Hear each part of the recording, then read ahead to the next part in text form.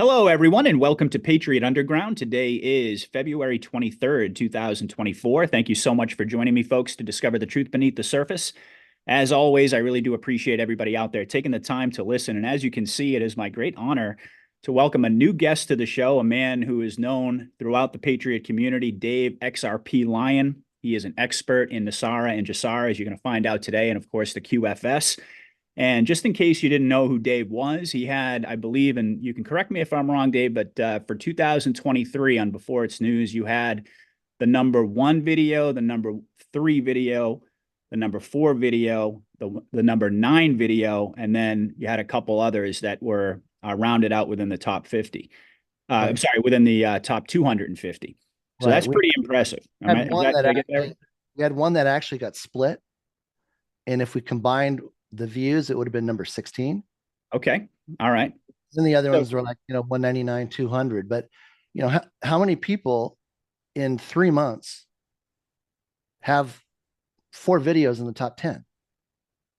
It's very impressive. It's very impressive. I mean, and I've watched your videos. I have to say they're just marvelously done. Excuse me. You have a long history that we're going to get into a little bit tonight. We're going to kind of do get a little bit of background for the audience because some people may not be familiar with your background, but I know that you've had a long history as a financial expert, as a day trader. I know you just mentioned before we started recording that you had actually worked as a forensic accountant. Was that correct for the FBI? It was forensic? Sorry? Forensic accounting. Accounting. Okay, so I got it right. Yeah, so forensic accounting for the FBI. So I won't get into any other information just to kind of set the stage here, and you can elaborate on this. I've heard that you had a very influential meeting with Rostenkowski back in the 1990s that provided you a lot of insight into everything that was coming. And you also shared with me, as we were getting to know each other through email and text, that you have a very interesting background, a very interesting lineage. Clearly, you are a deeply spiritual Christian man. So tell us a little bit about yourself, a little bit about your background, what led you to become active in the truth movement, and then we can springboard that into sort of setting the groundwork for the real meat of our discussion today. And thank you for joining us. Oh, absolutely. And I thank your listeners and your followers for this opportunity. This is very much like what it was for me when I first went on Charlie Ward's show. And a wonderful lady named Susan Price opened that door for me.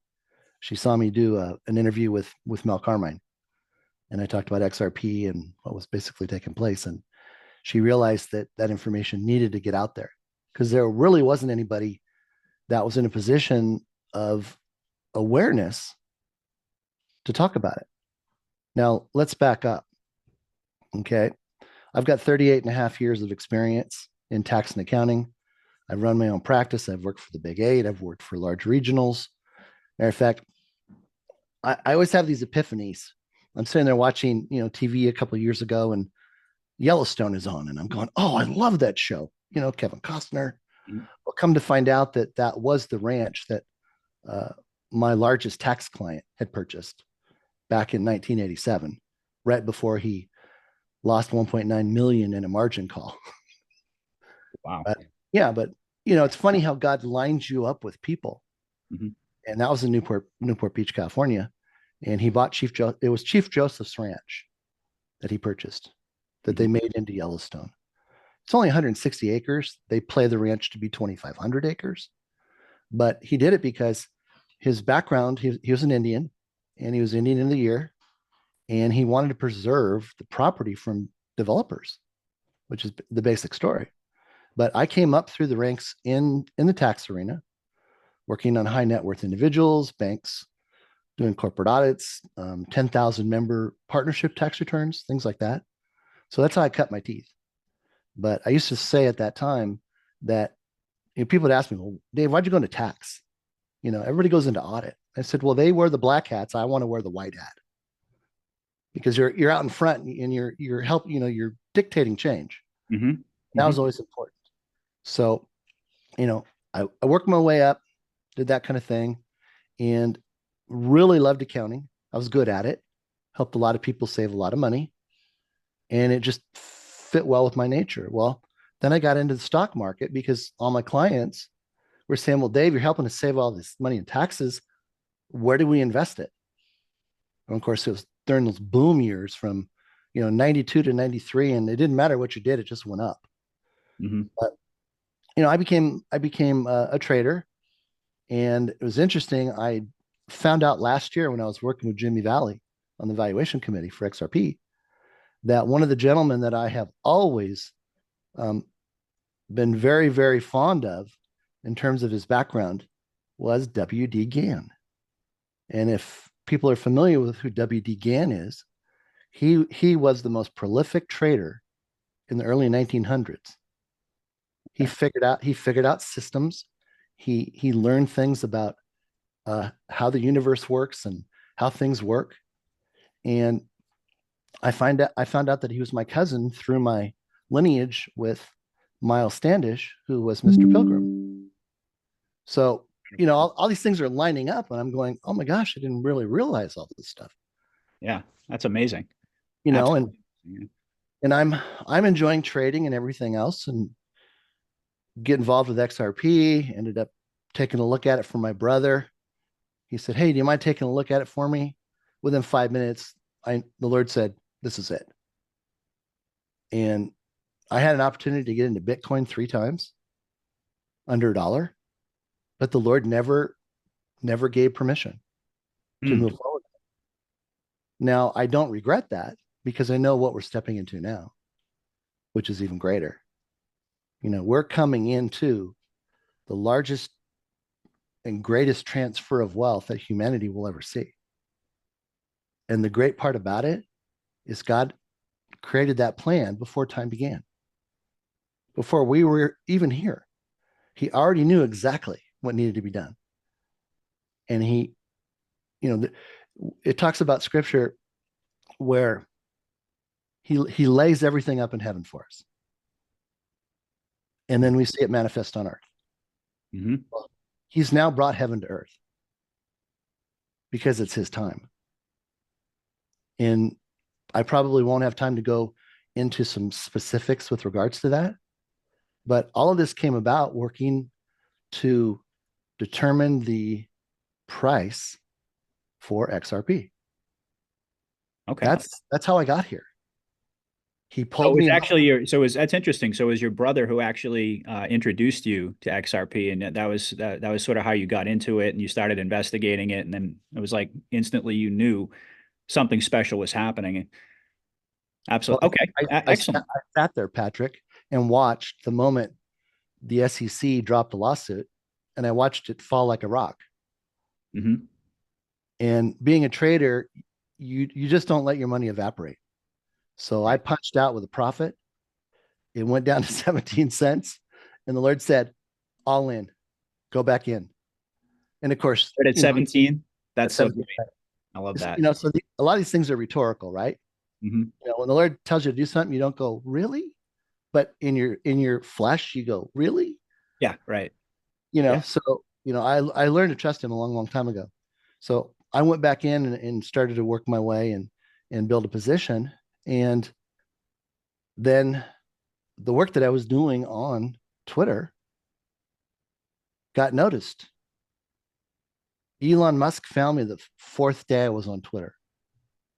Oh, really? I didn't know Yeah. that.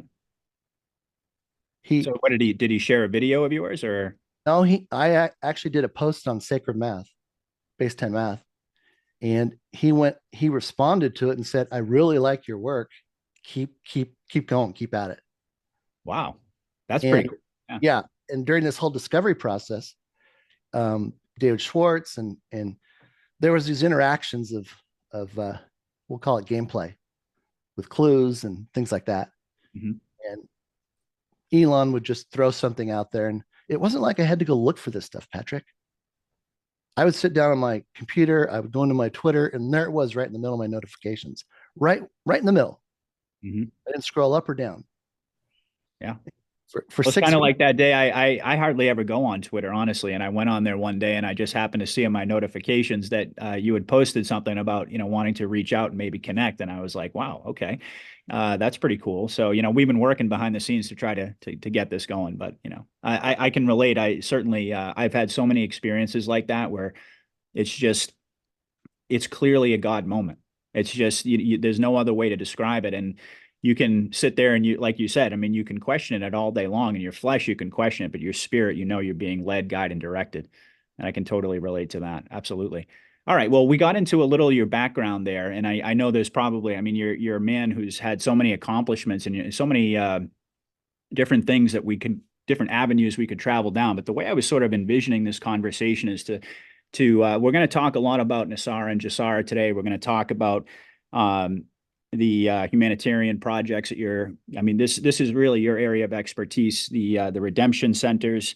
We're going to get into all that, but I thought in order to sort of to set the framework for our discussion, we could discuss a little bit about how we got here in terms of the Federal Reserve.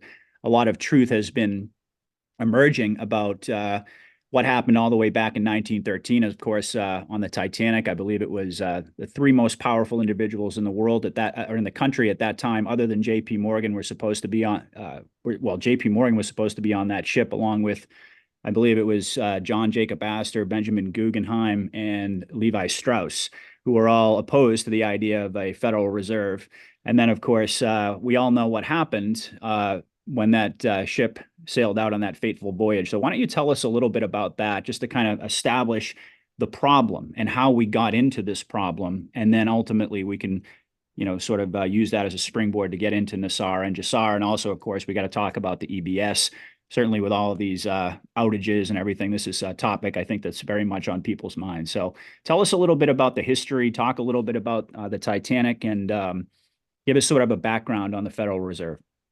And keep me in my lane, because there's so much information. I'll do my best not to try to, go broad and pick up too many things. I'll try to hit the high points. But Okay. this goes back to 1871, when the United States of America became a corporation. That was the first thing that happened. Now, you have to understand this. You had the ruling elite, the Morgans, the Rockefellers, the Rothschilds, the 13 families. They were controlling the world. The Rothschilds were controlling the church, the Roman Catholic Church, the Pope. And it was almost this incestual relationship, because the Pope needed the money source, and they needed the spiritual guidance, almost like like a fortune teller. So you always found kings, we'll call them kings, with popes or priests. Mm-hmm. And that goes on throughout history. Sure. But they had a plan, and that plan was to make money at all cost. And they understood the banking system that was created by the Templars. Mm-hmm. And of course, we all know what happened to the Templars. They got too big for the church, and the church took them out. Or at least that's what we're told. Mm-hmm. Some escaped, started other things, but they were still active. So they were the ruling class, and they used debt and income tax to keep everybody poor, basically in bondage. Mm-hmm. And when the United States of America became the United States of America Inc., we lost our birthright. And that's when we became chattel, we became property. And we became property because they had an obligation to the crown, to the queen. This was because of the Civil War debt. That was my understanding, primarily, right? Debt. Exactly. Mm-hmm. But it was the Rothschilds that created it. They created the wars. They funded both sides. Yep. And then they were there to pick up the pieces and offer the money so they could repay their debt. Mm-hmm. And once they had them in debt, that was it. They owned them.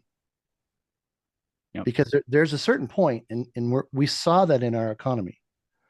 The debt for our country got to 31.4 trillion.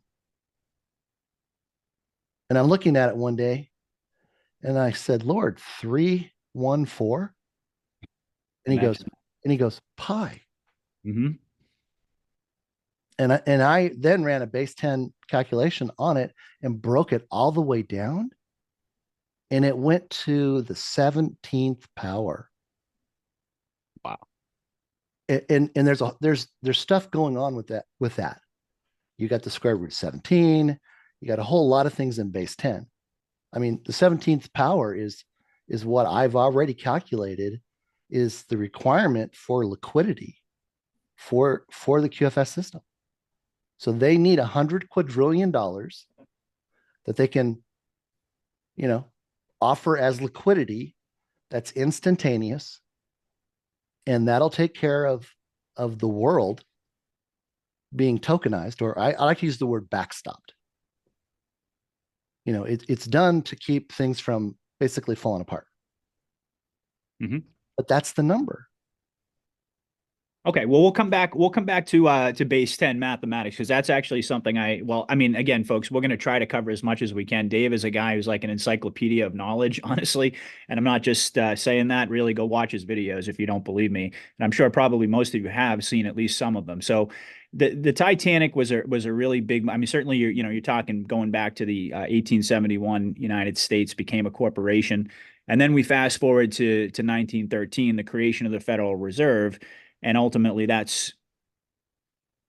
you want to speak upon that at all, or Sure. did? Okay, Yeah. sure. Yeah. That actually came together in 1912. And that had to do with the fact that the bankers wanted to control the flow of money, and the government didn't want them to. So they wanted to decide, what to do, but the elite, they were troubled because they wanted to do what they wanted to do, and then they wanted the government to back them. That was back when we actually had a government. Exactly. So there was this internal war going on between certain politicians and certain people. And then there were two gentlemen that actually drafted the bill that got rushed in, and that's what Woodrow Wilson ended up signing on December 23rd of 2000 or 1913. But it started a whole year earlier by one day. It was off by one day, and there's a whole understanding about that. But Okay. once that happened, they brought in the IRS. They brought then we saw the SEC come in 32. Do you know who the first chairman of the SEC was? No, I don't. I don't. His last name was Trump. Really? First name was John. It was Trump's uncle? Oh my goodness, I didn't know that. Mm-hmm. I knew about his connections with Tesla, but I didn't know that he was the SEC chairman. That's Yeah, interesting. Okay. yeah, kind of interesting, huh? Yeah, very. But it was a way for the elites to have almost like their own little mafia, their little mob, Hmm. because they weren't accountable to anybody. The SEC wasn't part of the government. The IRS wasn't part of the government. Matter of fact, as we know, there's been a lot of information coming out about the fact that, number one, it was unconstitutional to do it. Congress ratified the tax bill, but never empowered the IRS. Not one state empowered them to collect tax. They just did it. And people have been going along with it ever since. Yeah, because they're kind of like um, the mob. You move in and your business is growing, and they show up and they say, "Hey, if you want to continue to do this, we're going to stop by every week, and you're going to pay us, or we're going to throw you in jail." Hmm. And most people don't have the wherewithal to fight it. Well, those days are over. They're terminated. So, Federal Reserve was pulled in under the Treasury Department in May of 2020. So Hmm. they were castrated. Yeah. They lost all their power. Matter of fact, in 2000 and I'm sorry, July 4th of 2012, right before the apocalypse was supposed to happen on December 21st of 2012, Yeah, all the right. all the planets lining up, the Mayan Mayan thing, right. calendar, that moon's going to crash into the Earth. We're all dead. Well, Hmm. it was fabricated, and I proved it mathematically. So I know the whole story. That the Lord read me in on all of it. Well, see, this is what I'm talking about. We could probably do a whole show on like some of the stuff we've talked about Oh already. yeah, yeah, That's yeah. amazing. That is Yeah. fascinating. So So, okay, we're so kind of skipping ahead. that's okay. That's all right. That's fine. That's fine. Yeah, we're just kind of doing a, like we said, we're sort of a broad brush today, and then hopefully, I'll have you back for some subsequent interviews, and we can kind of dig in a little bit more into some of this stuff. But just to kind of provide sort of a, a basis for the, like I said, the primary discussion today, which is going to really be to, I think the focal point today is to bring folks up to speed on what they need to know about NESARA and GESARA. Okay, so before, and there's just one other lead up step that I have before we get in, and I know I have, there's a slide that you had shared with me, Dave, the 26 protocols that I'm going to Which are actually 30, but okay, well you can augment that. So before we get to that though, I just wanted to briefly touch upon, I mean, you talked about the IRS being neutered. I'm not sure if you referenced them being rolled into the treasury, but we certainly know that was back in it was 2020, correct? yeah, uh, Federal Reserve. was it February or March? It was oh gosh, when was it? It was It was early. May. It was May. Oh, it was May. Okay. All right. I guess I got that messed up. My apologies, but certainly the that information has come out that the Fed has been rolled into the Treasury. Now, I wanted to also have you talk a little bit about this whole sting operation, because this is really what it's ultimately all about. We're going to get into NESARA, GESARA, the QFS, and all that detail, but the core information that folks need to know pertaining to how we got here.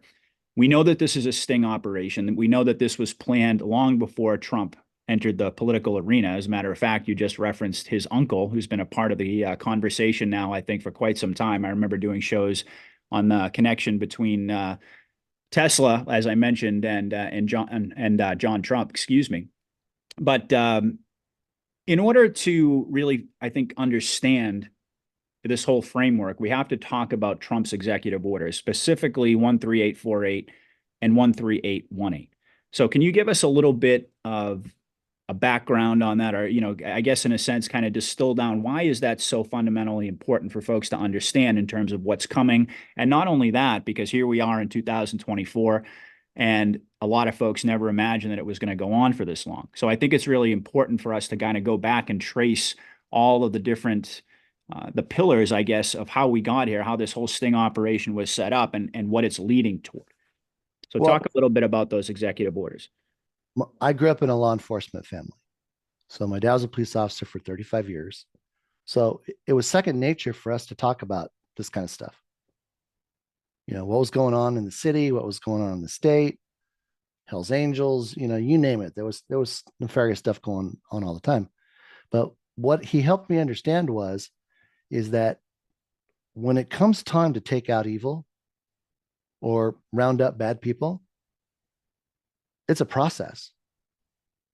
And there's been shows on TV about, the motorcycle gangs and things like this. You just don't walk in and say, "Hey, I want to join the club." And then you get all the intel on them and you take them down. No, it takes years. Little tiny steps, little tiny steps. You may take 5 steps forward and 10 steps back. So this is what started in just around 2009.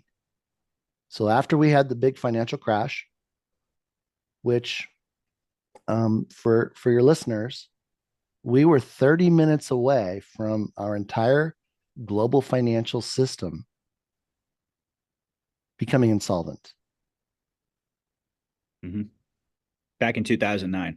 Back in 2009 with Ben Bernanke. Mm-hmm. Ben Bernanke was the one who was brought in to become the Fed chairman because of all of his experience and knowledge about everything that happened in the past and how you deal with it in the future. Like they were already telling us it was going to happen again. And of course, that was their modus operandi: run the market up, crash it down, take everybody's money, buy low, sell high, over Mm-hmm. and over again. So that was the method that Wall Street used. And that was the what's the word I want to use? That was the oxygen for New York, Wall Street. Mm-hmm. That fast life, the money, the thrill, the danger, everything. Mm-hmm.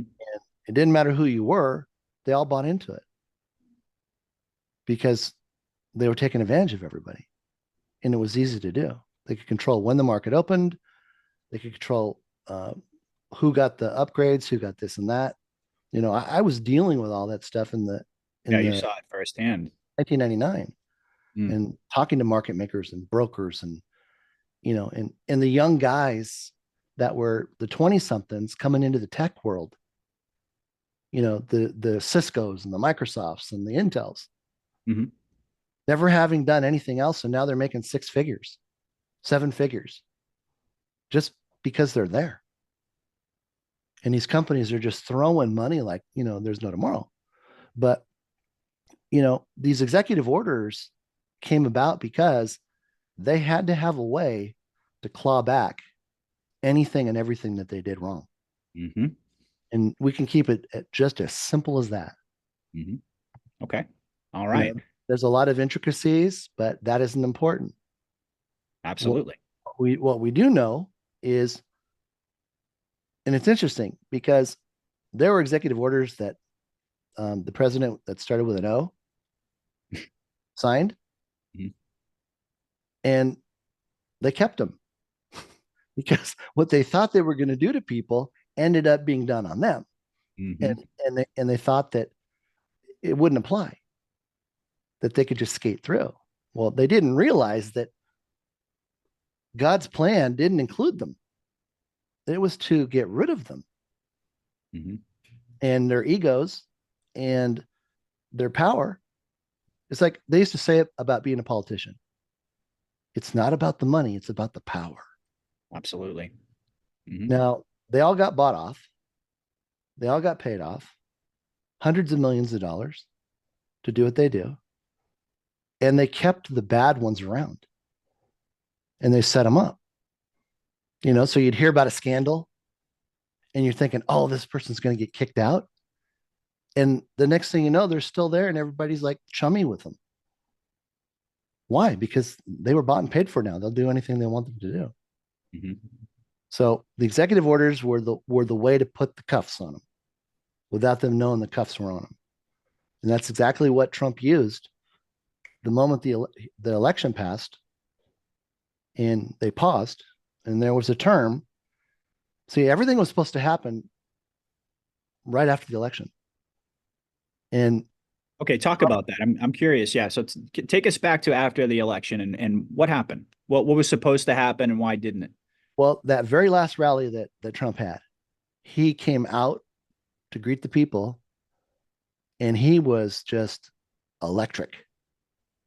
And he's telling everybody, you guys have no idea what's coming.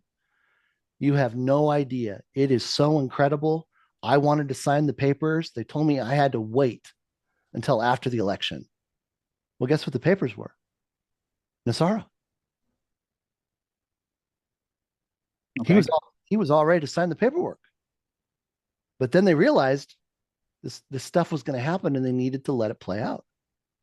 They needed to let the deep state do what they were going to do, because it wasn't about the money right then. It was about the kids, rescuing the kids, taking out the evil, and preparing for where we are right now. hmm For Okay. the But the White House, you're saying initially had planned, and Trump was apparently under the impression that they were going to move forward. I assume at that point it was still going to be the same scenario, the EBS, everything that we're expecting to happen now, the transition over to Nassara and Jassara, but something happened. No, no, no. No. And this is what happened.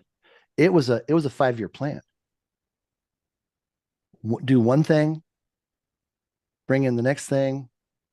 XRP was supposed to be the first thing that happened, the buyback. Then it was going to be Nasara.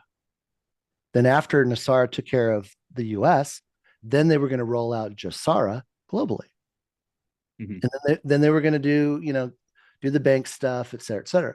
Well, they realized that allowing this time, it let too many rats out of the trap. So what they did in around August of 2021, because the buyback was supposed to happen December 21. The Lord told me, he says, Dave, I'm moving Nasara into the first position. He said, people need money. And he says, we can't have anybody going to the redemption center with resentment in their heart. It's a disqualifier. So we need people to have money so they're not resentful of anybody getting the XRP buyback. Okay, so Otherwise, so do you think that Trump was actually, like when you said he came out at that last rally and he was on, he was just electric like you described him. Do you think that he was under the impression that it was about to happen at that point, or no, you said they? I assume you're referring to the white hat generals. I'm not sure. that was gameplay. He's a master. He Okay. plays 5D chess. Okay, And so Trump's been so it's not as if I just wanted to clarify that it was not as if this anything caught Trump by surprise. no, Okay. no, it had to happen. But he had to posture as if we're doing this thing right now. Because then what happened is immediately after that, Jerome Powell came out and said we had to select the overnight option. What's the overnight option? It's a cooking term. It's when you prepare something and then you set it out for 8 to 10 minutes. Well, they thought that it was going to be 8 to 10 months, a year at the most. Yeah, so did we. Yeah, yeah. I Well, mean, I laugh about it, but I know a lot of people out there aren't laughing right now. but see, this is where the biggest part of the trap got sprung. And I'm sure you've seen where I talk about the Asian elders, Yes. the imperial families that were designated to be God's storehouse on earth.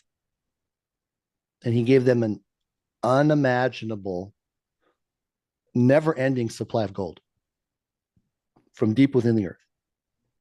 The Asian elders, they have trillions, right? No, they More have than trillions? Quite. 7 years ago in a document that I found, it identified the fact that they had 100 quadrillion metric tons already mined and stored. 100 quadrillion. Tons, metric tons. Wow. Now let me give you the perspective of how big that is. That's a cube that's 10.5 miles high, deep, and wide. 10.5 miles of gold, solid. The value of that, using the value that has already been determined for the QFS at $1,953.12.5, which is a base 10 number, 6.89 septillion. Septillion. You can't even wrap your brain around that much money. No, That but much. Yeah. That's they crazy. they dumbed us down on purpose, so we would not understand big numbers. And that was one of the things that I ran into in putting together my information for everybody to see for XRP. I couldn't get people to think beyond $1 trillion. And I'm telling them we need something with 17 zeros. Well, then what happened is when we were back into the valuation committee, and I'm just going to deviate just real quick. Sure. We obtained a document called the Committee of 300. Now, these were the 300 largest banking institutions and families in the world. Right. They borrowed money from the Asian elders. Well, what money did the Asian elders have? Gold. So they would loan them the gold, and then the cabal would pay them back with interest. Well, that's how we ended up going off the gold standard in 71. 3 weeks before the payment was due to pay off the $200 billion of gold that our government borrowed, the Fed chair at that time went to Nixon and said, Can't afford it. Dick, we can't pay it back. Wow. Yeah. We don't have it anymore. It's gone.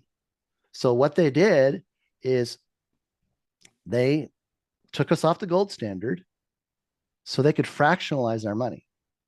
Mm-hmm. And I don't know if you saw that part where Captain Kyle gave me a clue that the only real money we have is the dollar. I did see that part. I have to be honest with you. I'm not a big math guy, and clearly you are. So I don't. I mean, but the concept really is that the $1 bill is the only real money. And then I saw that you had shown also a $2 bill, and the main difference between the two of them was the font. Like there was one space in between. Uh, Right. Right. Well, so and yeah. there's a little bit more to that. It goes back to the IRS code. When you go to take a deduction, if it's less than 51 cents, you don't get the deduction. If it's more than 50 cents, then you get to deduct $1. Well, the $2 bill was 51% of the characters that spell out Treasurer of the United States. They were all together. There's no spaces, no gaps. But now take a 5, a 10, a 20, a 50, 100, and go down that lower left-hand corner, look at where it says Treasurer of the United States, and every word is separate, fractionalized. Mhm. $1 divided by 100 is a penny. When Nixon took us off the gold standard, they now had $100 to spend. That was worth a penny.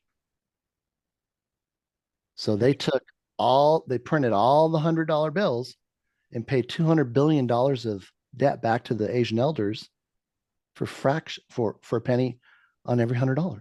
Now, how come the Asian elders didn't figure out what was going on? Oh, they knew what was going on. They didn't care because it's still spent. It's You the, can still take that $100 bill from the Federal Reserve and buy $100 worth of goods. but Even though did they know that they were basically getting cheated though? That about this whole fractionalized that was the plan. scheme? That was the plan. See, they were designated as the storehouse, kind of like in the Bible where it talks about the parable of the 5 talents. Right? You get it, and you got to multiply it. Well, they had to multiply the value of the gold, so they loaned and they did this for like 2,000 years. Yeah. And then they got everybody involved. I mean, the World Bank, the amount of money that they borrowed or had access to, and gold, it was an infinity sign. Rothschild's infinity sign. Federal Reserve, it was a 6 with 60 zeros. And then they had 10 million metric tons of gold. Bank of Switzerland, it was a 1 with 260 zeros, Patrick. Wow. Yeah, I mean, but this is what they were told. It has to be kept off the balance sheet. Basically sworn to secrecy. But see, part of that was the fact that they knew that the day was coming, or the cabal didn't know it, but the Asian elders knew the day was coming when they couldn't afford to pay back the debt and their whole entire system would crumble. And that's what happened with the election. The moment they thought they won and he was out, they went all in, Patrick, just like on those poker shows. All in. My hand's reading all aces. The only problem is they didn't know there was an expiration. And that expiration was on December 21st, 2020, the day before the lawsuit was dropped on XRP. That day is so significant in history. Wow. Yeah. Because it's actually 8 years after the apocalypse day. So how is all this stuff just lining up? It's pretty interesting, isn't it? Yeah. I Absolutely. just proved mathematically that December 21st, 2020 is the midpoint for the 7 years tribulation. Say that one more time. We have the 7 years of tribulation, right? Yes. Right. And I know you've had a guest on there who talks about that. Well, Yes. I nailed it with all the dates. What was the date? That was the part that I missed. You said We started on July 11th, 2017. You go 1,260 days, which is 3.5 years on a solar calendar, a 360-day calendar. Mhm. December 21st, 2020. Now go 1,260 days forward. June 2nd, 2024. XRP's 12-year anniversary. That's when the 7 years of tribulation end. We've been in it. Wow. Yeah. So it ends June 2nd of this year. Yes. Wow. All And right. the Well, you know what, Dave? Let's just dig in here. I want to bring up this. I want to kind of let you loose, and I want to bring up your Nasara slide. And we've laid the foundation. I think that, and as you mentioned, I've had other guests on my show who, perhaps like Dr. Scott Young, who has perhaps a slightly different take on Nasara and Jasara. But I really just want to let you lay it all out there, and I'm going to take a look at the screen. Let me go ahead and share my screen so everybody can see what we're looking at here. Now, I mentioned these 26 protocols, but as Dave pointed out, there are actually a few more. So I'm going to pull this up on the screen. You can see that, I hope. Yes. All right, there we go. So, like I say, I mean, for those people who are familiar with Dave XRPLion, this is his wheelhouse. This is his real area of expertise. And like I say, we could go in so many different directions. We could probably talk about any one of these in detail, but we want to try to give the audience as much information as we can about what they need to know about Nasara and Jasara now that we've kind of laid the groundwork. So I'm going to turn it over to you, and however you want to break this information down, and whatever you want to sort of emphasize, and then we can talk about anything that's on here, the redemption centers, the humanitarian projects, anything you want. Wonderful. The first thing I want to say about all of this goes all the way back to Kennedy. He was the first president that set out to remove the currency system from the Federal Reserve. Matter of fact, it was 14 days before his death, his assassination, that he actually entered into an agreement and had all of the gold already borrowed to go to a silverback system. That's where the silver certificates came from. And the elite weren't going to have that because it meant they were out. So understand that was, early 60s. And here we are, 84 years later? Can I just ask a quick question about that too, about the Asian elders? Were they read in on the plan in those early days after Kennedy's death, and did that play into the situation in 71? Yes. Yes. Okay. That's what I figured. I was just a quick answer on that because it sounds to me like that lines up with, and let me just diverge here real quickly. Let me give you the answer to the ending so that you understand when I talk about what took place. It'll totally make sense. Knowing that Trump was out of the picture, they went all in. And by that, I mean, they leveraged themselves 600 to 1. Now, back when Ben Bernanke helped us through the most difficult time in our financial history, he made a comment. Because remember, they just took interest rates down to 0 to 0.25%. And this is what he said: if we raise interest rates 0.25%, the United States will be bankrupt. 0.25%. Okay. That was the plan. That was the plan. That was the tell. They got the cabal so deep in debt that when Jerome Powell surprised the elites and began to raise interest rates first part of 2022, he was telling them, hey, don't even worry about it till 2026 if we even need to. And of course, the Lord read me in on that. And then all of a sudden, I'm posting about it with what the rates are going to be. And JP Morgan's coming out and they're agreeing with it. And these other big bankers are agreeing with it. And all of a sudden, it went from 2026, 2025, 2024, maybe some, late 2023. It's the same rhetoric. And then all of a sudden, bam, 50 basis points. That broke their back right there. So now they got them on the ground. And every quarter after that, another 50 basis points, another 50 basis points. So they basically just started, hacking the limbs off the body. So it was completely immobilized, could do nothing. But that was the plan. And the Asian elders fed them all of the money they wanted to. I mean, think of it this way, Patrick.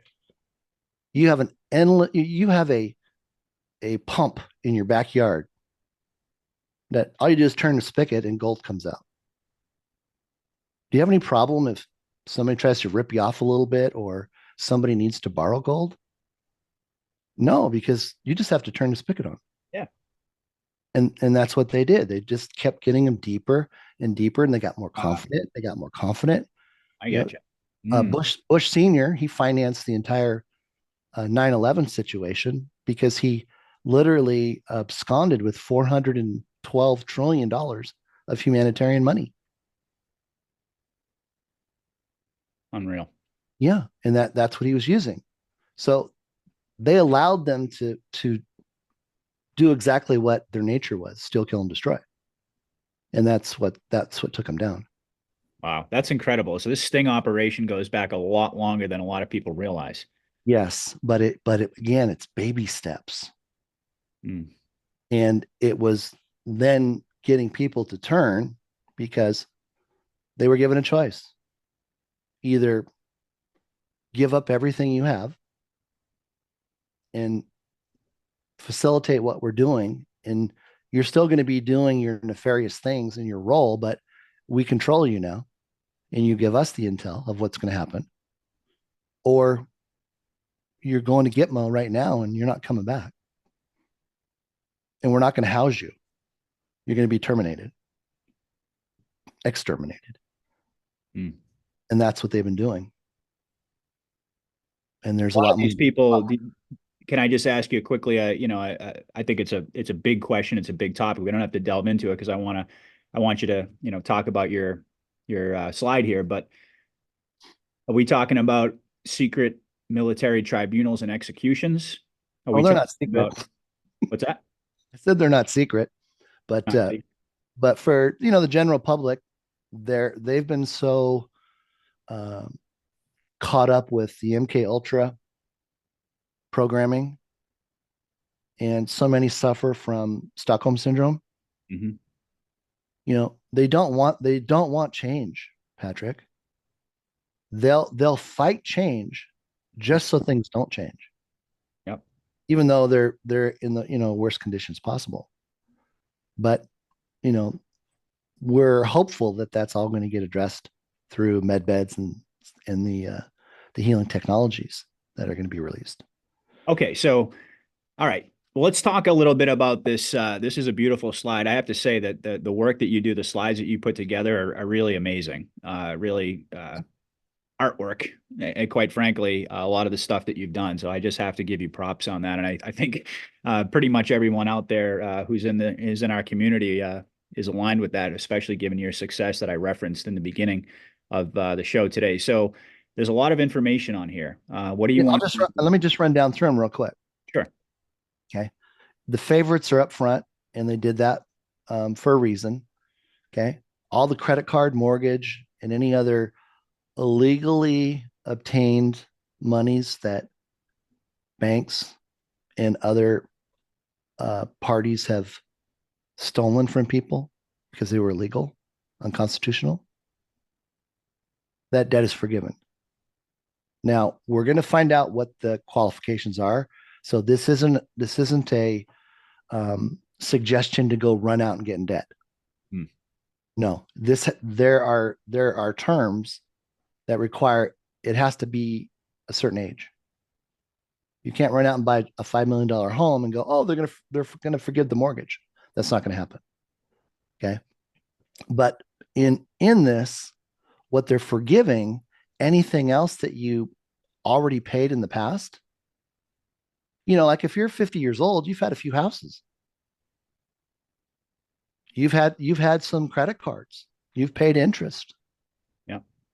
Anything that's standard or sitting there on the books. Let's just assume that it all gets forgiven, but you're going to get back anything that you already paid. So the part of the reclamation is all of the credit card interest that you paid coming back, mortgage interest coming back. Uh, there, when we use the term abolish income tax, let's just think of it as it ending and it won't exist anymore. And we're also going to get all of the taxes and interest and penalties we ever paid refunded to us. Now, depending upon your age, will determine whether you get it in a lump sum or paid out over a certain number of years. Ooh, excuse me.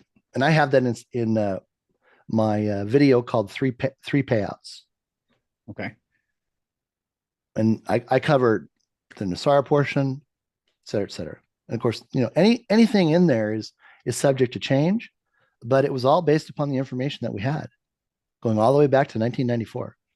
So So, for an average individual, we're talking about a serious amount of money here, right? well, let me try to give you a perspective on that.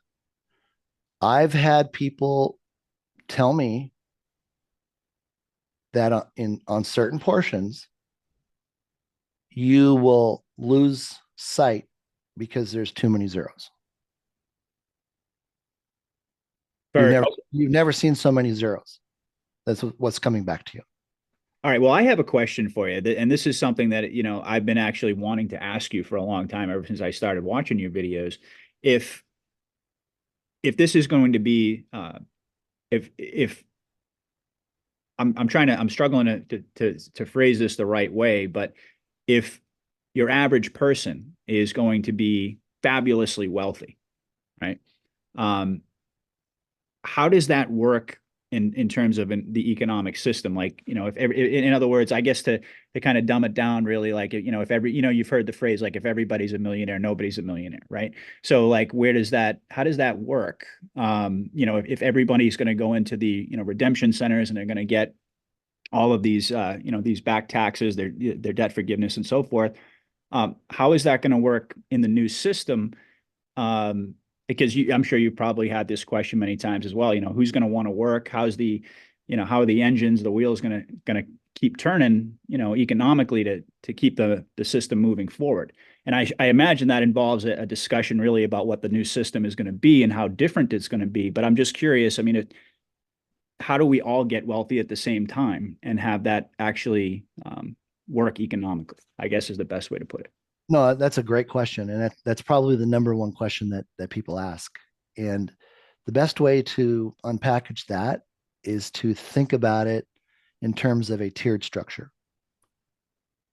Okay. If the minimum age to go to the redemption center right now is 24 years old, 24 and above. There's three groups. 61 and over is group one. Group two is 45 to 60. Group three, 24 to 44. Okay. Now, in that three payout video, I break down what the allocation percentage is for each group. So the younger you are, the smaller your percentage. Okay. Now it's still a big percentage, but it's not 100% because you weren't in the system and you didn't have to go through it long enough. Okay. And if you kind of think of it that way, it kind of makes sense because this is to pay back all of the lost opportunity. I remember when I was growing up, we were dirt poor. Even though my dad was a police officer, he made no money. At that time, $2 an hour was what was paid, and taxes were 50%. So you could never get ahead. Right. We used to have to cancel summer vacations because the tax bill came in. It was more than they expected. So the tax man got his money, but we didn't get a vacation. Yeah, So we ran into a bit of that in my house as well. I know that. I'm sure everybody did. Like, yeah, But absolutely. see, that was a part of the strategy to keep everybody poor, and it was all done through taxes. So what we're seeing is that return coming to us, and again, some of it's tiered, some of it's not. Certain things are treated equally. Like if you pay taxes, that's equally.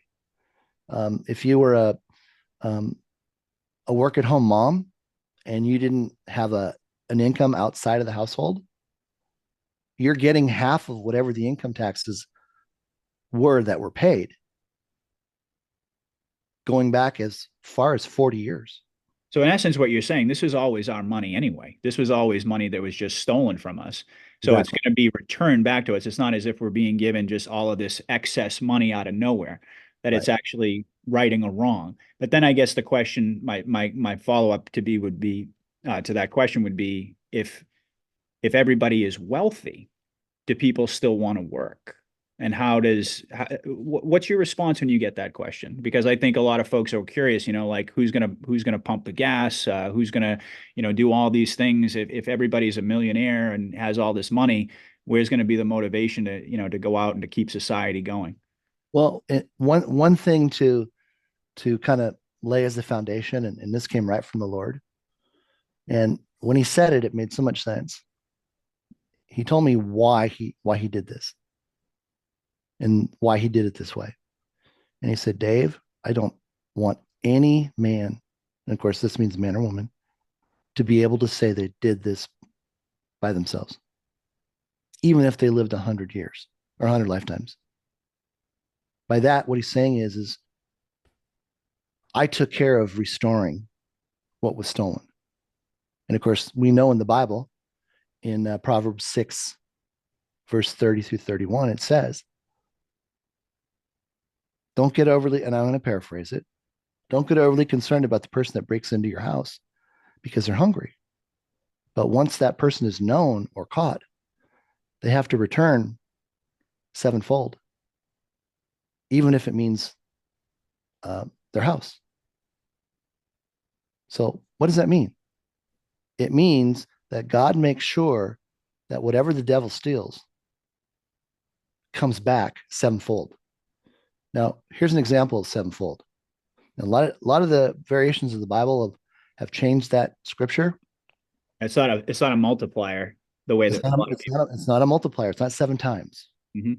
So if a dollar got stolen, you don't get $7 back. No, it's a dollar times seven, which is seven. That's the first fold. Then it's seven times seven, 49. That's the second fold. 49 times seven, 343. That's the third fold. And you do that seven times. Well, $1 is $823,543 for Wow. just a dollar being stolen. Now, these numbers are large, Yes. but it's how do I want to say this the right way? We are stepping into a time where evil isn't going to be able to go. We are entering into the 1,000 years of peace in preparation for the greatest harvest of souls ever, in preparation for the spotless bride. And I was having this discussion with somebody the other day, and I said, do you realize that if there was any evil, we'd never have a spotless bride? So God had a plan to shut it off. So it could not be part of what we have here. That's why he's brought heaven to earth now, Hmm. because evil had its time to reign, and that expired on December 21st, 2020, Patrick. Hmm. Now they're just dealing with the minions right now, but that's what the Redemption Center is all about. So when we look at the Nasara Jasara, it's the restoration, it's the promise that God made. He is repaying everything that was stolen through your lineage going all the way back to Adam. Think about that. Wow. Yes. And during that time he was in that contract, he couldn't lift a finger to help mankind. But You there say was, that contract? What do you mean by that? well, when God brought his creation to earth, who was here first? The devil, the Nephilim, Yeah, the Nephilim, the fallen angels. giants, right? Mhm. Right. This was their playground. So the moment he introduced his creation, The devil took offense and said, no, you're not doing that. And the Lord said, yes, I am. And the devil said, well, then you have to set me free, because they're just going to love you. So God entered into a 7,885 year contract that started on December 21st of 5866 BC, and it expired on December 21st, 2020. But during that time, what did the devil do? He could steal, kill, and destroy. That's exactly what he did. So the Bible was the promises that God gave to us that are being fulfilled now. Now there's generations. How did you figure out those dates, Dave? I'm fascinated to know how you figured out the exact date in the contract. Was this all revelation from the This all Lord? revelation. Yep. And running the math. And yeah, that's the thing I love about you is that you have these revelations, but then you show these, you run the math and you have all of these proofs that are just incredible. Well, and it was interesting because one of my mentors who actually broke my cousin WD Gian's codes for Wall Street, um, he mentored me for 2 years and taught me base 10 and everything else. So I learned a lot about, the planet and the universe and things like this. So a lot of the stuff that I hadn't used in almost 30 years became exactly what I needed to be able to use. But the Lord was right there to fill in the gaps. Hmm. And, this has been my full-time occupation. I don't earn a penny of income. He has me here as his messenger to put out and post and reveal everything that he shares with me. Hmm. So when Certain we, things, oh, I'm but sorry, go ahead. Go ahead. certain things are time sensitive. Like he had me drop a bomb today. I'm like, whoa, I didn't see that one coming.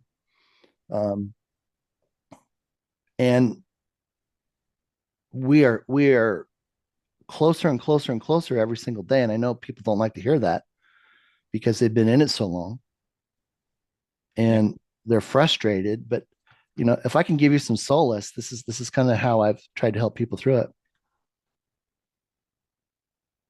If we believe that God has already taken care of all this before time began, and there's scripture after scripture after scripture that proves that, then what changes is only the fact that we don't have the keys. We can still look in through the window and we can see it. Hey, Patrick, look at that pile. Oh my gosh. How much do you think that is? I bet you it's 26 million bucks. It's got your name all over it. See, everybody has a quantum access account on the QFS right now, running in real time, mirroring every dollar you have in the bank, every dollar you have in your retirement accounts. It doesn't mirror anything in a brokerage account that's not in a retirement account. All that's going to be lost when they turn off the stock market. But here's the key point. We're frustrated because we have all these wants. I want a new car. I want a new house. I want to start spending the money. But it doesn't change the fact that it's still there. So we can relax and just allow the process to go the way it needs to go. Because the day that EBS goes off, right before that, the stock market will be turned off.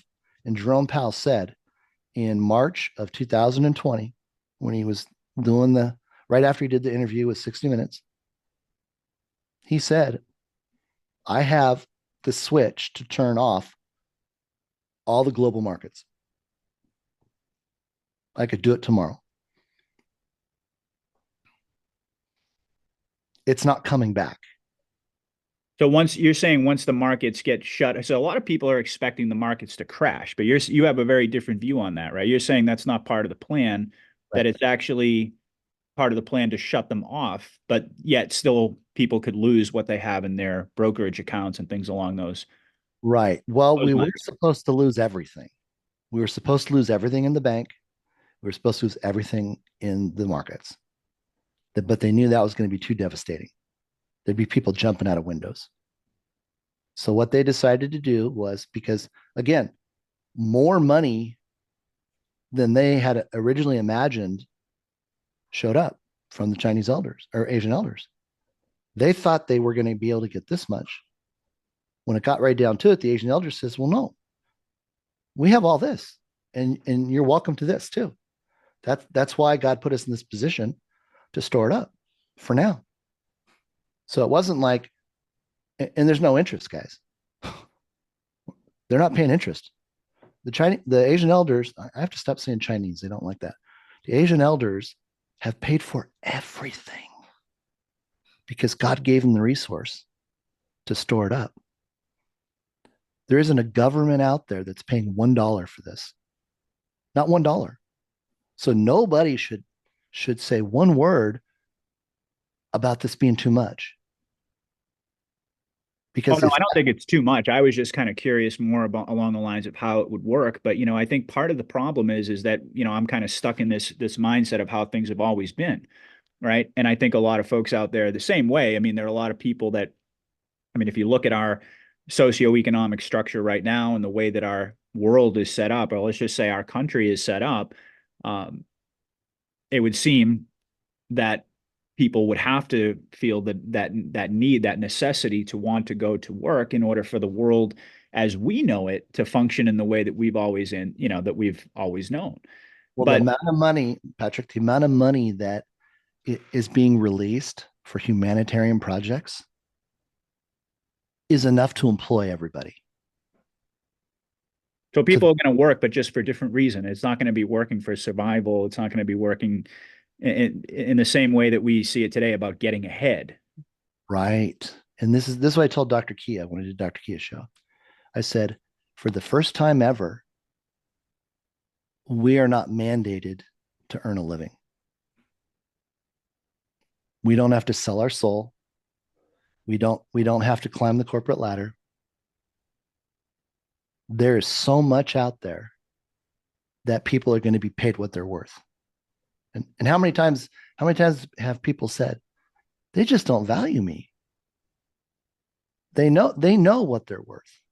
But why couldn't corporations pay them that? Because they had to keep them as slaves. They Mhm. had to keep them indebted.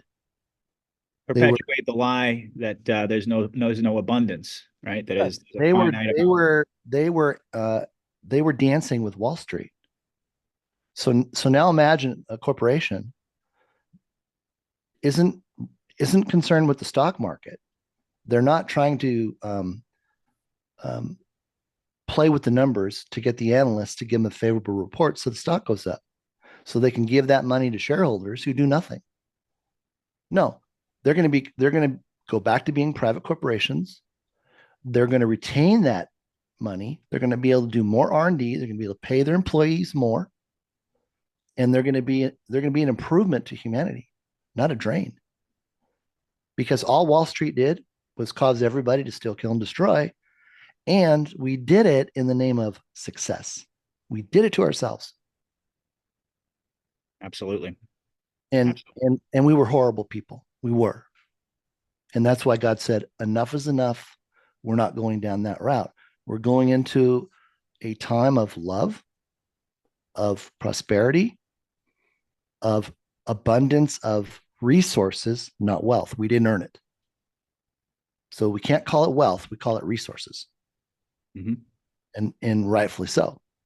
But it's at the level where, we talk about these humanitarian projects. The amount of money that's being paid out by the Asian elders because they've taken it upon themselves to pay for all the Zim bonds. I mean, that's two shows in itself right there, and I'll stop right there. Go watch my Zim video. It'll blow you away. That's why people need to have the humanitarian trust set up, because then you end up being the one who's running the humanitarian projects, and you're the one who's hiring the integrators, and you're the one who's paying the integrators more than they could ever imagine.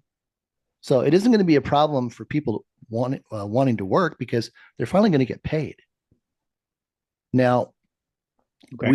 we are going to have some temporary logistical problems, because a large portion of our workforce does jobs that most people see as being beneath them. Mm-hmm. The majority of those people have come into our country because we're the land of milk and honey, but now they're going to go back to their own country to get their Jasara. And the intent is they go back to the country and they rebuild their communities. So a lot of them aren't going to be coming back, and we're going to pay to help them get home. We're going to pay for their airfare. We're going to pay for the transportation to get them back to wherever they were born, and that's a good thing. Of course. Yeah. Of course. But it's not to say that all of this is. We're going to have 200 to 250 years to live this out, to walk this out, with all the healing technology, med beds, age regression, things like that. We won't need pharmaceuticals. They'll be a thing of the past, and all they were poisoned anyway. Absolutely. And I don't know, you probably have some listeners that saw my post with Dr. Artis's video today with Charlie Ward. Oh yeah, about the venom. Yes, I had Dr. Artis on a long time ago. I've been meaning to get in touch with him, but yeah, Oh good my video. gosh. It reminded me of when we were stuck on the cruise ship, and we were in Japan when all that happened. So we were right at ground zero.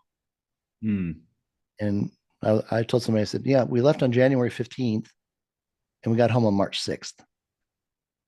And we were locked down on the boat for 2.5 weeks. We got evacuated, flown to Lackland Air Force Base, where we were under armed guard for another 2 weeks.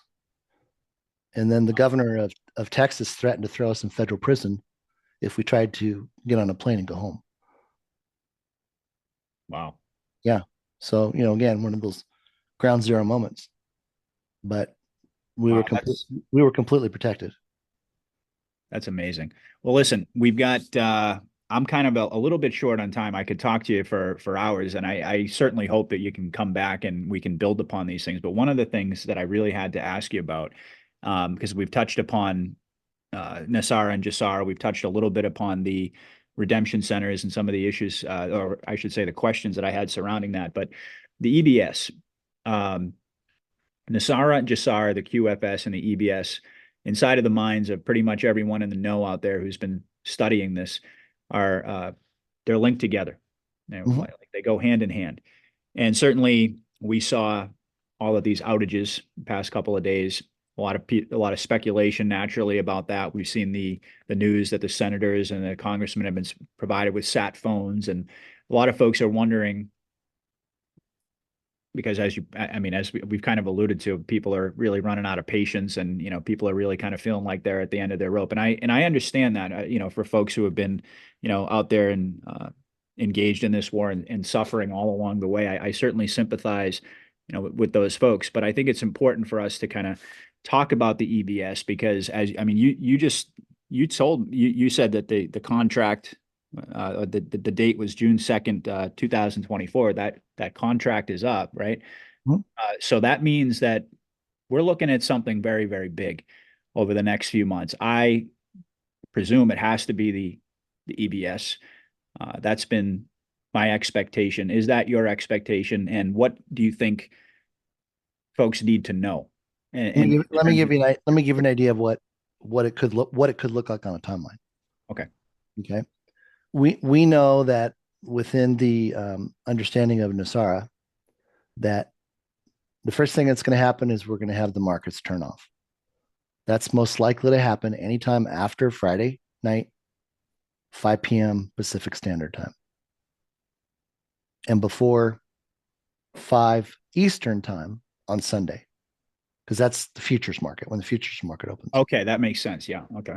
No one is, and part of the reason why the markets are turning off is number one, all the IRAs are guaranteed onto the QFS. So they've been moving the markets up to quote repay the retirement accounts. Okay. Okay. We can't have the market crash and the retirement accounts lose all their money. It would defeat the purpose. So the market just turns off. Everything that isn't retirement gets locked up like a bad bank, right? Mm. And it's never accessible again. So it's gone. All of the mammon is basically gone. Now, I want to make this point really clear. I got a word today, and if you haven't seen it posted on my Twitter page at XRP Line 1, there's going to be a flash crash. Lord told me that today. And if you don't know what a flash crash is, it means that the markets go through a horrendous drop, like a falling knife. And it usually happens in the wee hours of the morning when nobody's up. But here's what you need to understand. There's nothing you can do. The only thing you can do is not be in the market and in a brokerage account. So if you have stocks, from an educational standpoint, liquidate your stocks, transfer that money into your bank account. It immediately goes on to the QFS in your Quantum Access account in your name. If you leave it in the brokerage account, it's not coming out. And again, this is how they're, like the Lord called it. What do you say? He says, the flash crash is the pre-burning of the chaff. Mm. Okay.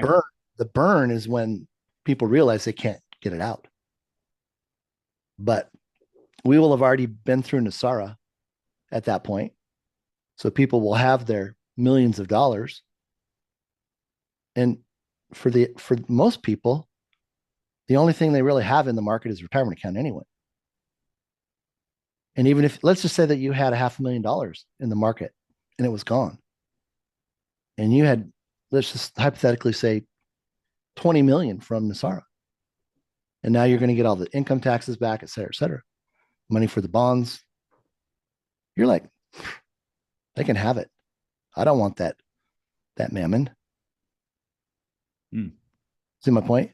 Yeah, It absolutely. doesn't have any power over you anymore.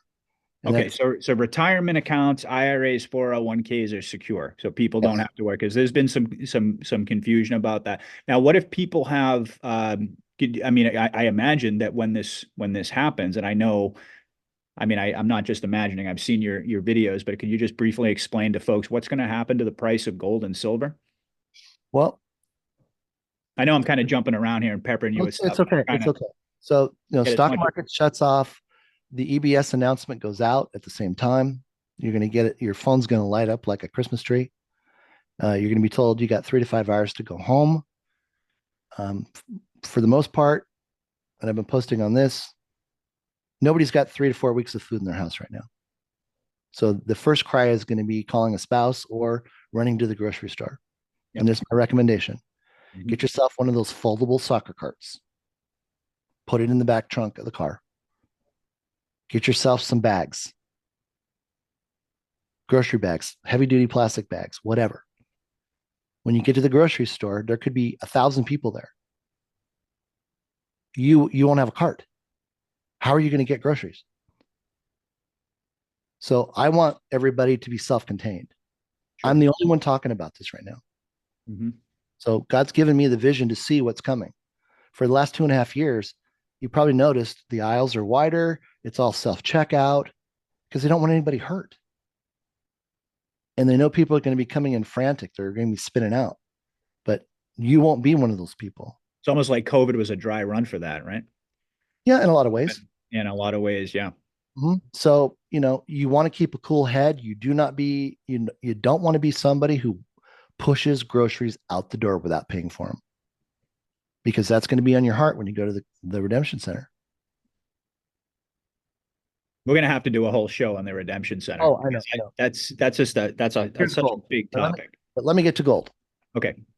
People don't read, Patrick. I sat and Don't I know it? Don't I drilled down on every sentence in the Nasara bill.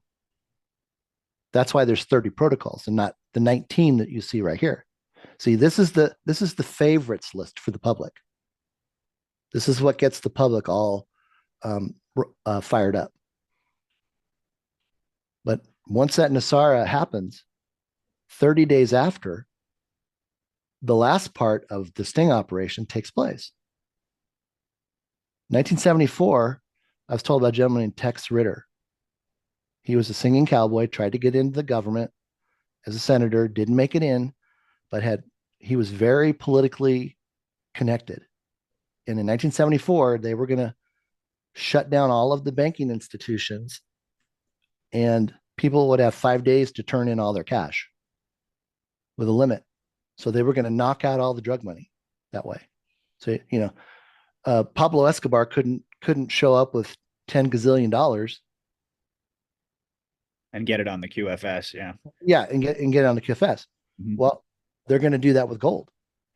I just told you that gold is an a never ending resource. It actually regenerates itself from within the earth, just as oil does. We've been lied to about oil being scarce. Oil's going to go to 50 to 35 cents a gallon. Maybe Wow, even that'll be a great day. Ooh. yeah. Well, we're getting water cars. I mean, Elon Musk just announced he's going to produce water cars. Um, but gold, see, all the gold that they recovered from the tunnels between the Vatican and Switzerland, Vatican and Jerusalem, Vatican and Buckingham Palace, and some of the other tunnels that haven't been disclosed, 43 quintillion. Wow. That's four with 19 zeros. Okay.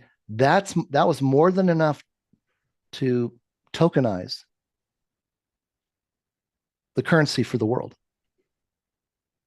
It's all been assayed, it's all been blockchain identified, it's been certified. They don't need retail gold. That's going to be considered a wholesale commodity. And get this was in my 30 protocols. The US Treasury will be issuing the daily rate for precious metals. The US Treasury. Yeah, They're not going the to city of London. not the sit well, but here's the key. There won't be broker dealers.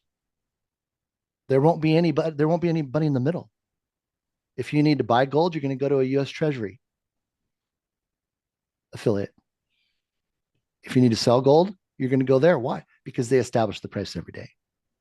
And it'll be a global price. It'll be the same for everybody. So it won't be a tradable commodity like it is now.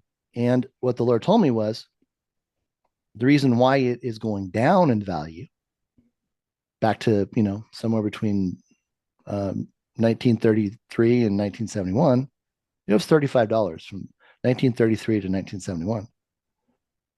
It takes out all the nefarious actors who think, oh, I'm gonna just go bury a bunch of gold and then I can go do what I want with it.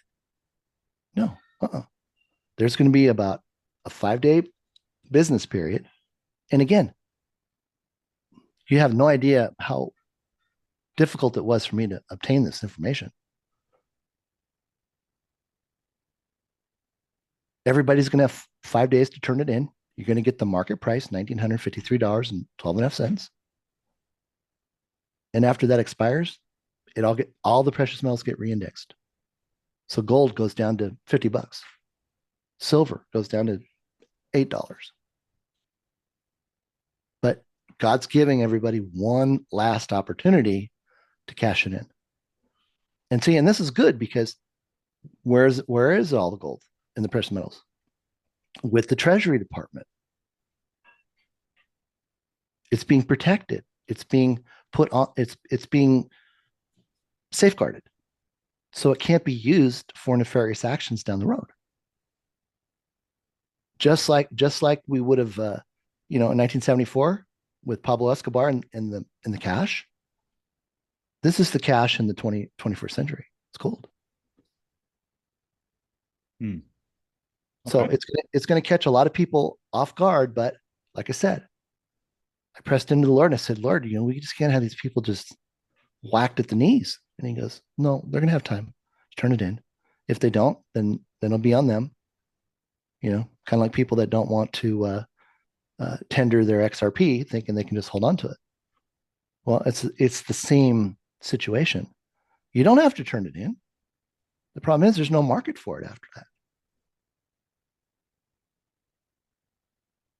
You can't just So start. can I ask you about the flash crash that you mentioned? That is going to tank the brokerage accounts, but that's not going to have any effect on 401k and IRA at Well, all. let me back up. See, a flash crash is a sudden drop in the market that if you were sleeping and you woke up, all you would know is the story. Nothing changed. Oh, okay. It's kind of like saying your Apple stock was at 150, it went to $3 in 3 seconds. But then when you wake up, it's back at 150. Yeah, and it only took 5 seconds for it to go back up. I see. Okay. That's why it's called a flash crash. And Gotcha. they'll usually say, "Oh, there was hackers," or they pin it on something. And they say, "Yes, it was this person in Hong Kong who had a fat finger." And they meant to enter 500 contracts, and the key stuck, and they put in 500 million contracts, Yeah.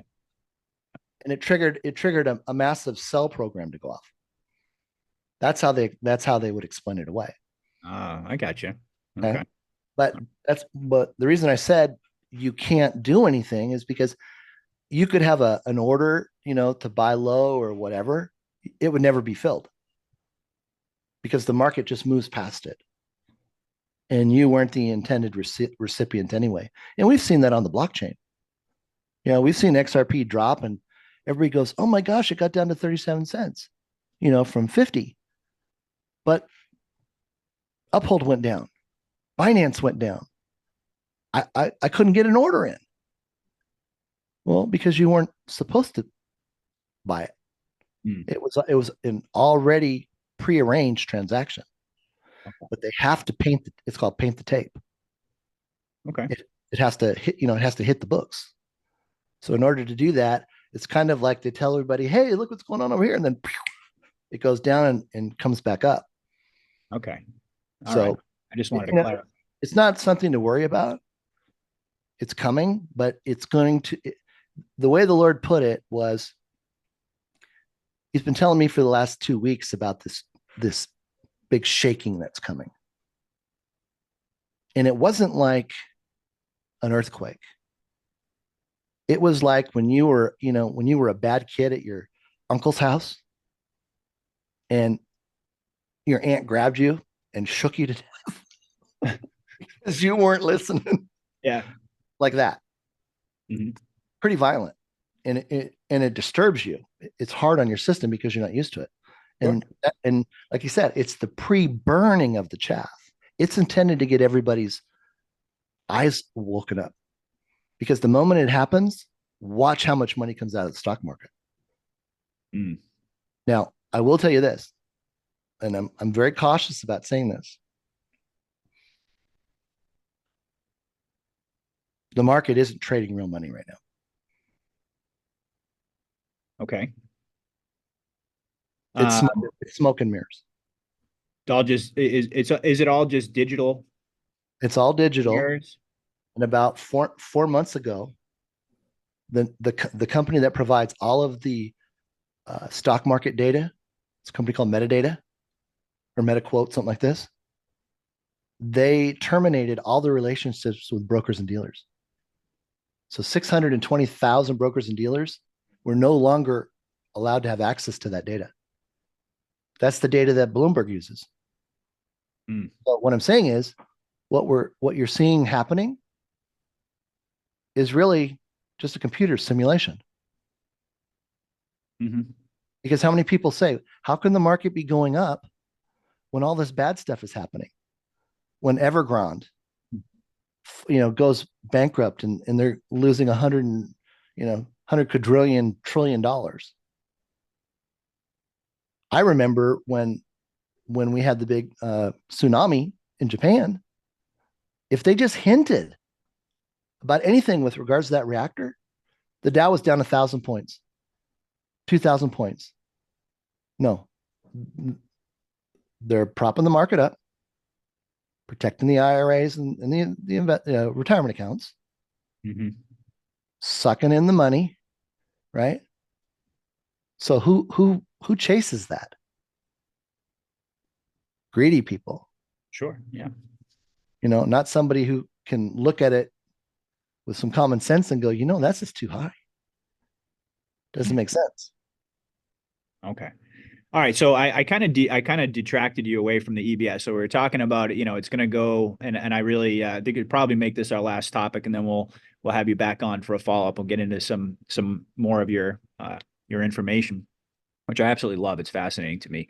So you were talking about it's the time frame that it has to happen has to be when the markets are. You actually got very specific about. So I don't know if you were done with making that point. When things turn off, there's a specific window to do that.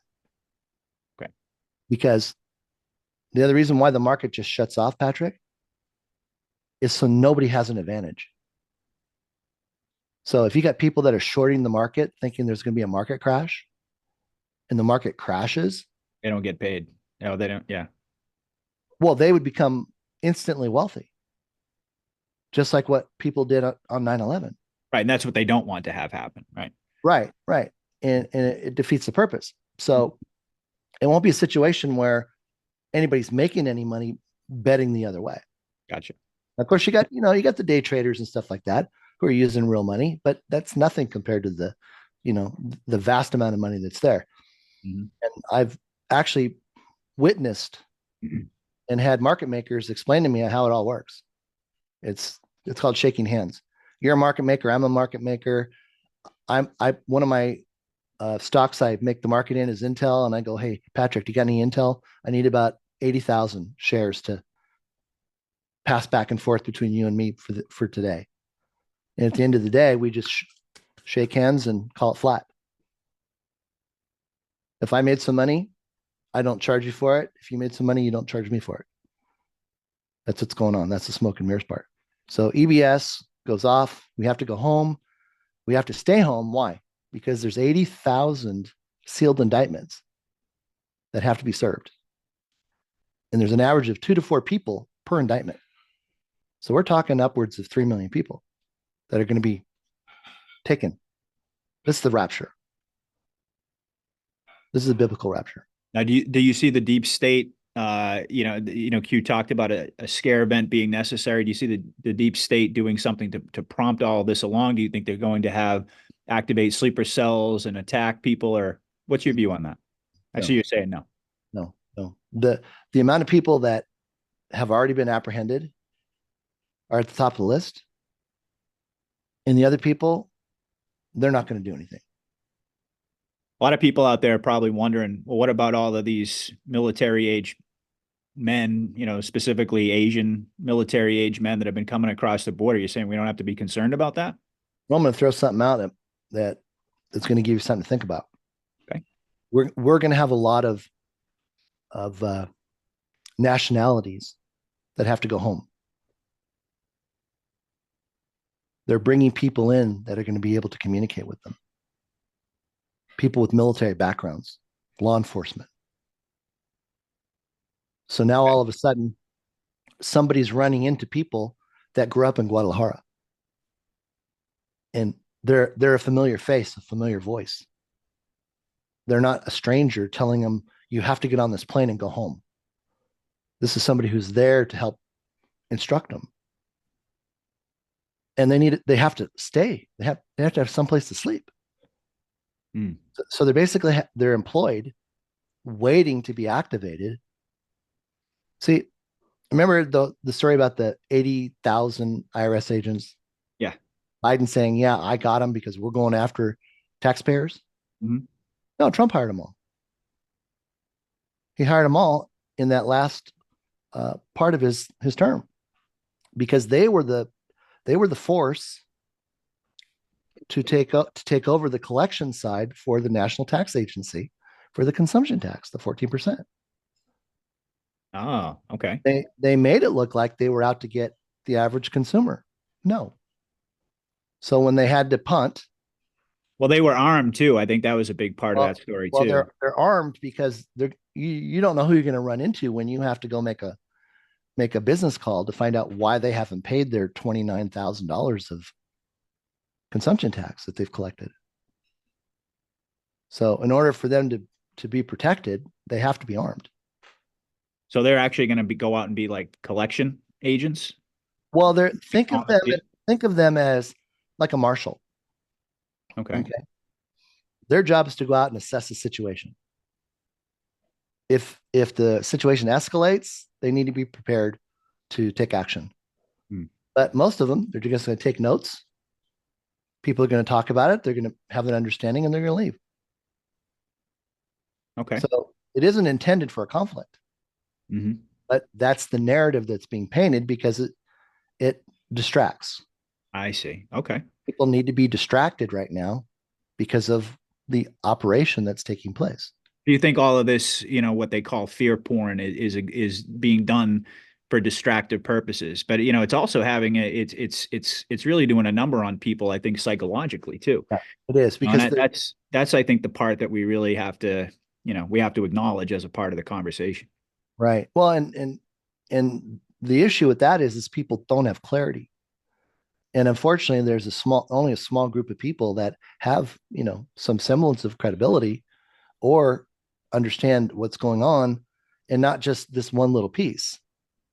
What's happened is it's become fragmented Yes. and you can't tell the actors from the players or you can't tell the actors from the truthers. So Yeah. you have actors that are giving misinformation, which is unintentional, and disinformation, which is intentional. Right. But we can't come together because it's not possible because we still have to play out the scenario. Mm. Okay. That All makes right. sense. Yeah, no, it does. It does make sense. And that's certainly heartwarming, I guess you could say, or reassuring is probably the right word. Not heartwarming, but reassuring, because I've been struggling with that quite a bit. What is this scare event going to look like? I mean, do you anticipate that we're going to have civil unrest and no? No, we're going to be in our homes. We're going to stay in our homes and we're going to let them do what they need to do. Okay. I mean, that's why we're coming into this understanding. You think that's what Q referenced by the scare event is like, or do you think that was disinformation? As we get closer, the ability to scare people is probably going to increase because it's about submission. Okay. We have to get people to let go, realizing there's nothing they can do. We're not trying to get them to that point to activate them. We need to get them to disengage. We need people in the community to just lay it down. Conserve your energy. Don't go into this huge debate or emotional, outburst for things that aren't true. I That's mean, very wise words, my friend. Jesus was our example of how to conserve energy. There are those that give you energy and there's those that take energy from you. Mm.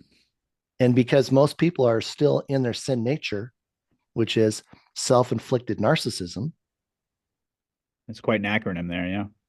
Mm-hmm. they're going to be reactive in certain situations. And that's what these bots and these other things are intended to do. They're just, because at the end of the day, it's all about offense. The devil's entire strategy was to create offense. So if he can get you to pick up offense, Patrick, that separates you from God. And God said that's the minimum requirement not to get through the redemption center.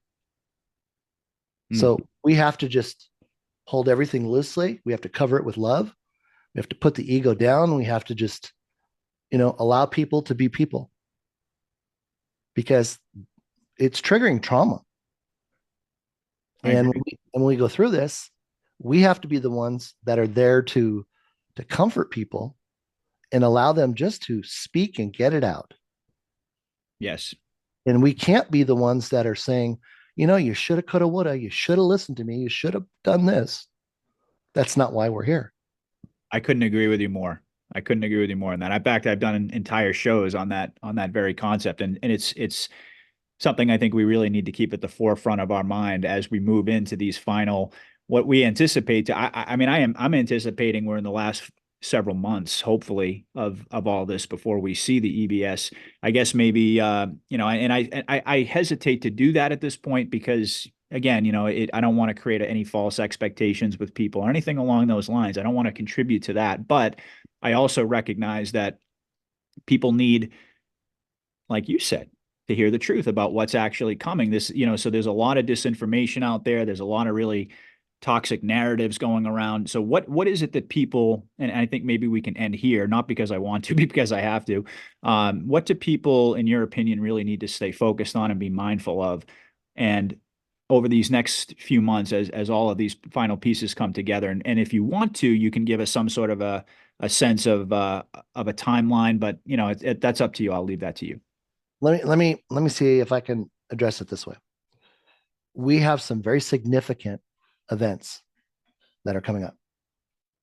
We've already been told we're going back to a biblical calendar. 13 month, 28 days per month.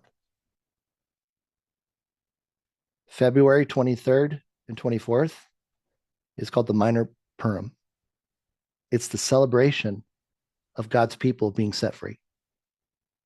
Today No. and tomorrow. I'm sorry. Yes. Yeah. Right now.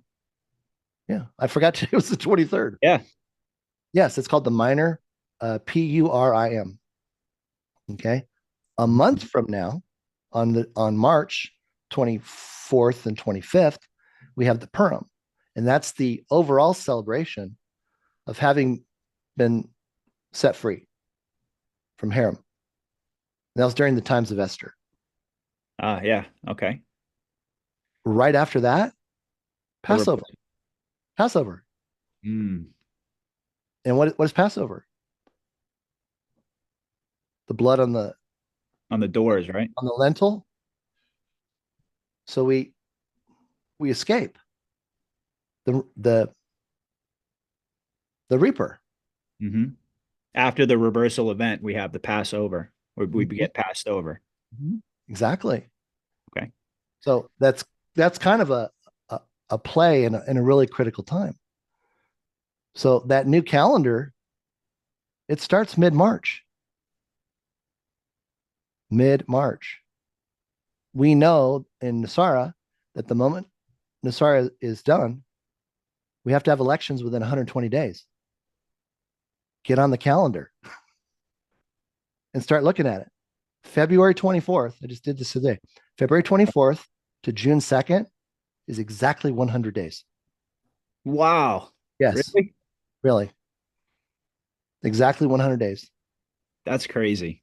Yes. And we can get the redemption center done. So originally it was going to be 15 days for each group. Start with the old, et cetera. Now what they're going to do is they went from 7,000 redemption centers to as many as 12,000. So from 7 to 12,000. Texas and Florida are going to be open 24 hours a day. We're going to get done in less than 15 days. So start adding the days to the timeline. If we know June 2nd is the end of the tribulation, just get in there and do the math. Wow. Which means we have to be done. Absolutely. Not when we start. And I'm getting information right now that the last of the tiers are going through their exchange. All the money's been put up. It's there. The keys have been turned. It's activated, and they're getting payouts. Now we're the public, the general public. We're not tier 1 through tier 4. We're not called the internet group. No, those are specific people that have a certain quantity of currency or Zim bonds. Okay. We don't even come close. But we go to the redemption center. Why? Because we have 3 payouts. They're only going because they have an exchange. Okay. Okay. So whether you have currency or Zim, you're still going to go to the redemption center because you got Nasara, you got reclamation, you got redemption, you got repatriation. That's the money that was stolen in taxes, what was taken because they turned you and I into chattel by taking our social security, taking our birth certificate, making us property, and then trading us as a bond on Wall Street. That's right. Trading life insurance on us. Mm-hmm. Do you know that it's against the law to buy life insurance on somebody? There's one exclusion. There's one exclusion. You have to have an insurable interest. That's why corporations buy what's called key man life insurance on their executives, because their value to the company is the insurable interest. Gotcha. So if that CEO, dies, if that CFO or CTO, whatever it is, he has to be replaced. And it's a huge cost. Absolutely. All right. Well, listen, I hate to have to wind this down, but I have to get ready to go out. I have some dinner plans, and I'm sure I'm going to start getting angry texts pretty soon if I don't.